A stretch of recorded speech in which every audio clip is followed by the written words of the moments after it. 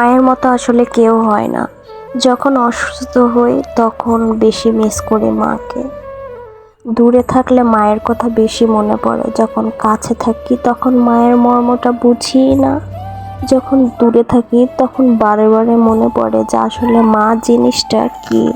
কাছে থাকলে মাকে কোনো দামই দিই না, কথায় কথায় স্যাঁত করে উঠি, ঝগড়া করি, এটা করি ওটা করি।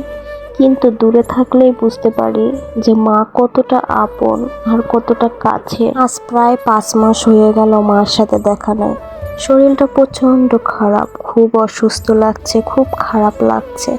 যদি মা থাকতো তাহলে একটা কাজও করতে দিত না, কিন্তু মা তো কাছে নেই, সব কাজ নিজেকেই করতে হচ্ছে। তাই মাকে বড় বেশি মিস করছি। মায়ের কথা মনে পড়লে এতটা খারাপ লাগে বলে বোঝানোর মতো না। নিজেও এখন একটা মা হয়েছি, এজন্য মায়ের মর্মটা এখন বুঝতে পারছি।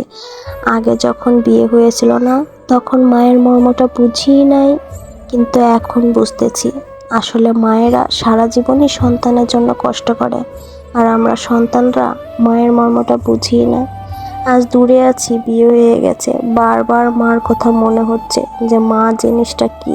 কখনো মাকে বলা হয় নাই যে মা আমি তোমাকে অনেক ভালোবাসি। এইবার যদি বাড়িতে যাই মাকে জড়িয়ে ধরে বলবো যে মা আমি তোমাকে অনেক ভালোবাসি। জানি না আপনারা কি বলছেন নাকি বলেন নাই, আমার বাবাকেও কখনো বলা হয় নাই। বলার আগে বাবা মারা গেছে, চলে গেছে দুনিয়া ছেড়ে, কিন্তু মা তো বেঁচে আছে, তাই না? এই জন্য মাকে কথাটা বলেই ফেলবো। জানি না আমার এই ভিডিওটি মা দেখবে কিনা। যদি দেখে থাকে তাহলে মা শুনে রেখো, আমি তোমাকে সত্যি খুব ভালোবাসি, কিন্তু কথাটা না কখনো বলা হয় নাই। দূরে থাকলেই তোমার কথা বেশি মনে পড়ে, তোমার মর্মটা বুঝি।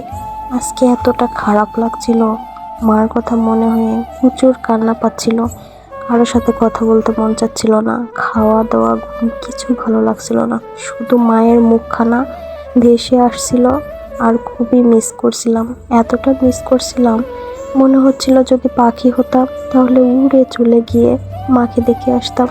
কিন্তু এমন একটা পরিস্থিতিতে আছি আমি যে এই মুহূর্তে মনটা চাইলেও আমি মার কাছে যেতে পারবো না।